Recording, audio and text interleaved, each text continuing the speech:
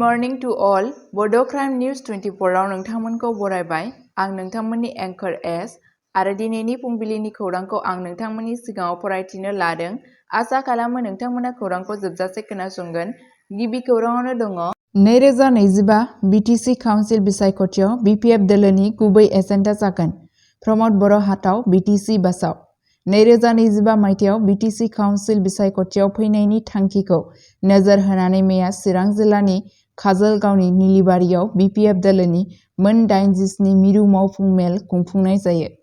BPF दोलोनि आफादगिरि हाग्रामा महिलारिनि आफाद दैदेननायाव जानाय मिरु मावफुं मेलाव दोलोनि MLA दुर्गादास बर', बारग' मन्त्रि रिहन दैमारि, प्रमिला रानी ब्रह्मजों लोगोसे BPF दोलोनि गोजौ थाखोनि दैदेनगिरिफोर आरो BTRनि मोनबा जिल्लानि दोलोनि दैदेनगिरिफोरा बाहागो लादोंमोन। जथुमनि जोबनायाव दोलोनि आफादगिरि हाग्रामा महिलारिया खौरां बिजोंनि सिगाङाव फोरमायो दि दिनैनि मावफुं सावरायमेलाव 2025 मायथाइयाव जानो गोनां BTC काउन्सिल बिसायख'थि आरो गामि पन्चायत बिसायख'थियाव दोलोनि मावखान्थिया मा आरो माखासे गोनां थिरांथाफोर लानाय जादों बेनि सायाव गुवारै सावरायनाय जायो। BPF दोलोआ BTC काउन्सिल बिसायख'थियाव हारसिङैनो गेलेनो थिरांथा लादों। नाथाय उनाव जुदि बबेबा दोलोआ गोरोबथानि थाखाय सिगांबोयो अब्ला बेनि सायाव दोलोनि सायाव सावरायनाय जागोन आरो थिरांथा लानाय जागोन। फैबाय थानाय BTC काउन्सिल बिसायख'थियाव BPF दोलोनि गुबै एजेन्डा जागोन प्रमद बर' हाटाव BTC बासाव। BTC बिसायख'थियाव BPF दोलोनि बिजाथिनि टिकेटनि बेसेना 2 लाख रां थि खालामनाय जादों। दोलोनि बिनायसाफोरा 2 लाख रां नोगोद रां जमा खालामनानै आरो चेकनि गेजेरजों दोलोनि बिहोमा महरै जमा खालामनानै टिकेटनि थाखाय आर'जलाइ होनांगोन। नोंथाङा गाबोननिफ्राय टिकेटनि थाखाय आर'जलाइ होनो हागोन। BPF दोलोनि बिजाथिफोरनि फारिलाइखौ बे खेबनि खम समनि गेजेरावनो बानायनाय जागोन। बे मावफुं मेलाव BTCआव BPF दोलोआ गोरिब सुबुंफोरनि थाखाय एबा फैबाय थानाय लाइमोनफोरनि थाखाय खामानि मावगोन बिथांखिफोरखौ लानानै दोलोनि गुदि थाखोआव थांनो थिरांथा लानाय जादों। गसाइगाव नोगोराव नोगोर खुंथायनि आफादगिरिनि दैदेननायाव फिसा फालांगियारिफोरनि सायाव देहायारि गाग्लोबनाय जाथायनि सायाव फिन्नाय होनानै महिलारिया अजद दैखांनानै बुङो दि बेयो UPPL दोलोनि गुन्डागिरि। जों खोनादोंमोन दि नोगोर खुंथायनि आफादगिरिया आयेन बेरेखा खामानि मावदों। बिथांखौ पुलिसआ हमनानै दोनदों। बिथाङा बेखौबो बुंदोंमोन दि बिथांखौ खानांगौ आरो जेराव दैथायहरनांगौ।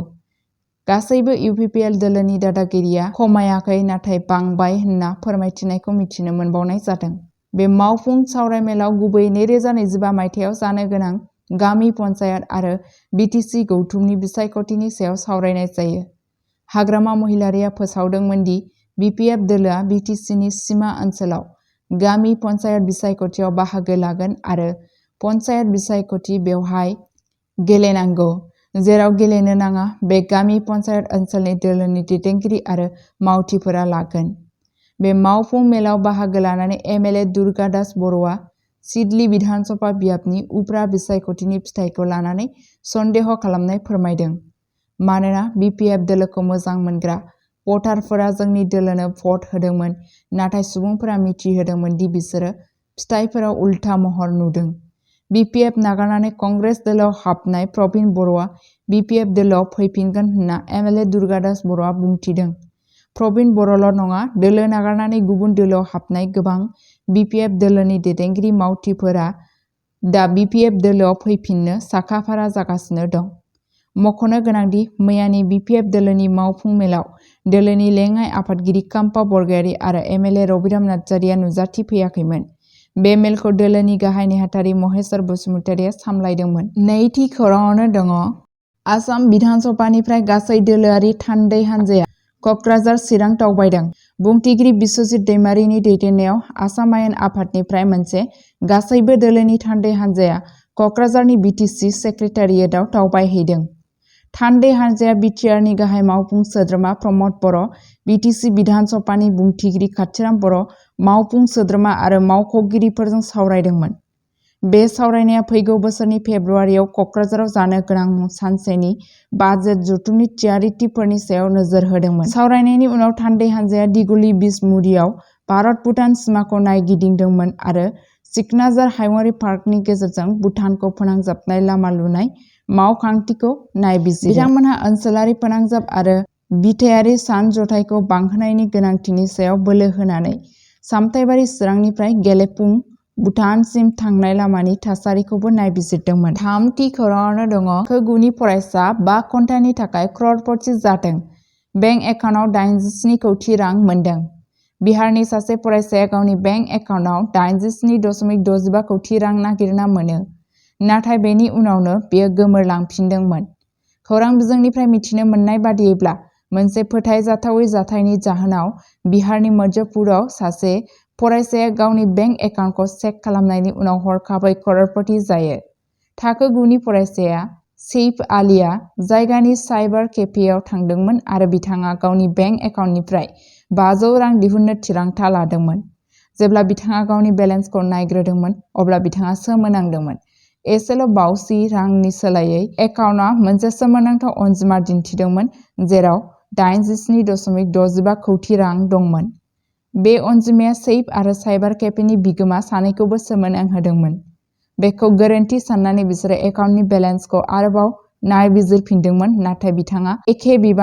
नाथाय बिबाङा एखे रोखोमनिनो थाबाय थादोंमोन। सैफआ न'आव खारलांदोंमोन आरो गावनि बिमानो मा नुदोंमोन बेनि बागै खिन्थादोंमोन। सासे नसुंसेनि हेफाजाबजों बिसोरो बेंक स्टेटमेन्टनि थाखाय कास्टमार सार्भिस पइन्ट (CSP) आव थांदोंमोन। नाथाय दासिमाव 65 कौटि आद्रा थानाय राङा गोमाबायमोन आरो 532 रांल' थालांदोंमोन। बबेखानि उनाव बिथांनि एकाउन्टखौ फ्रीज खालामनाय जादोंमोन। बे जाथायजों गोमोनांनानै सैफ आरो बिथांनि नखरा नेमखान्थि गैयैनि फोरमायथि होनो थाखाय गावसोरनि बेंकआव थांदोंमोन। बेंकनि मावख'गिरिफोरा रोखा खालामदोंमोन दि गोबां बिबांनि राङा एकाउन्टनिफ्राय गोमाबाय आरो आद्रा थानाय राङा सरासनस्रा जाफिनबाय। बेंकआ नेमखान्थि गैयैखौ नायबिजिरदोंमोन। नर्थ बिहार ग्रामीण बेंकआ बेखौ मिथिनो थाखाय मोनसे इसिङारि नायबिजिरनाय जागायदों दि माबोरै सैफनि एकाउन्टआव गोरोन्थियै गोबां बिबांनि रां जमा जादोंमोन। बेंकनि मावख'गिरिफोरा दासिमबो गोरोन्थियै सोमोन्दो रोखा खेंफोरथि होनो हायाखै एबा बेनि थाखाय दायनिगिरिखौ सिनायनो हायाखै। खौरां बिजोंनिफ्राय मिथिनो मोननाय बादियैब्ला साइबार DSP सीमा देवीआ बुंदोंमोन दि साइबार थगायनायनि गेजेरजों रांनि जाख्ल'नायजों लोब्बा थानाय बेफोरबादि जाथायफोरा सरासनस्रा नङा। बेखौ सन्देह खालामनाय जायो दि थगायग्राफोरा मोनसे समनि गेजेराव फरायसानि एकाउन्टखौ सोबख'दोंमोन जानो हागौ, जायनि फिथाय महरै गोरोन्थि क्रेडिट जादोंमोन। दाय नायबिजिरनाया सोलिगासिनो दं। ब्रैथि खौराङावनो दङ बाक्सानि मबाइल टावारनिफ्राय खावनानै लांनाय समाव सिखावफोरा हमजादों। आसामनि बाक्सानि सिङाव थानाय आवहायथा ओनसोलाव गंसे मबाइल टावारनिफ्राय मुवा खावनो नाजाबाय थानाय समावनो सानै सिखावफोरखौ जायगानि सुबुंफोरा हमनो हादों। बे जाथाया रनजित कलितानि न'आव जादोंमोन जेराव टावारा दं। फुंनि 1 रिंगासोआव बरपेटानि करिसलारनि मफिदुल इस्लाम आरो फुंनि 1 रिंगासोआव बरपेटानि करिसलारनि मफिदुल इस्लाम आरो आसादुल आली मुंनि सानै सुबुंखौ टावारनिफ्राय बेसाद खावनायनि खामानियाव नुनो मोन्दोंमोन। टावारनिफ्राय गाहायाव ओंखारबोनायनि उनाव सिखावफोरा गोख्रैनो रागा जोंनाय होंगो-दोंगोजों मोगा-मोगि जायो। खावनो नाजानायाव रागा जोंनानै रायजो राजाफोरा सानैखौबो देहायारि गाग्लोबो आवगायो। थासारिया अब्लासिम बांदोंमोन जेब्लासिम आयेन बाहायग्रा जाथाय जायगायाव सौहैयाखैमोन। सानै सुबुंखौ गोख्रै खादोंमोन। बिबानगिरिफोरा फोरमायदोंमोन दि हमजानाय सिखावआ सिगाङाव ओनसोलनि गुबुन गुबुन मबाइल टावार थावनिफ्राय रोखोमसे खावनायफोराव लोब्बा दंमोन। 5थि खौराङावनो दङ बन्धन बेंकनि मावथिआ लेड'आव सा 11 थागिबि आइजोफोरखौ 70,000 रां थगायदों। मार्घेरिटा महकुमानि बरगलाय थाव दिपु ओनसोलाव थानाय बन्धन बेंकनि लेड' दालायाव मोनसे गिदिर थगायनाय केलेंकारिखौ नुनो मोननाय जादों। दाय होनायफोराव सासे आइजो रिंकु गगैआ दं, जाय फोरमायनाय बादिब्ला अक्ट'बराव अमृत गावनि 100निबो बांसिन आइजोफोरखौ दाहारनि नंखाय समायखिराजों गोरोन्थि लामाजों दैदेनदोंमोन, जायनि फिथाय महरै रांखान्थियारि गाज्रि बाहायनाय जादोंमोन। सुलुंनि बादियैब्ला रिंकु गगैआ सा 11 थागिबि आइजोफोरनि मुङाव साफ्रोमबो 70,000 रां दाहार लादोंमोन नाथाय रांखौ गथायनो हायाखैमोन। बेनि सोलायै बिथांजोआ अजद होनाय बादियै रांखौ जाख्ल'दोंमोन। मैया गोहोम गोग्लैनाय आइजोफोरनि एकाउन्टआव हरखाबै 38,000 रां जमा खालामनाय जादोंमोन, जाय बेंकनि इसिङारि खान्थिफोरनि सायाव सोंलु सिखांदों।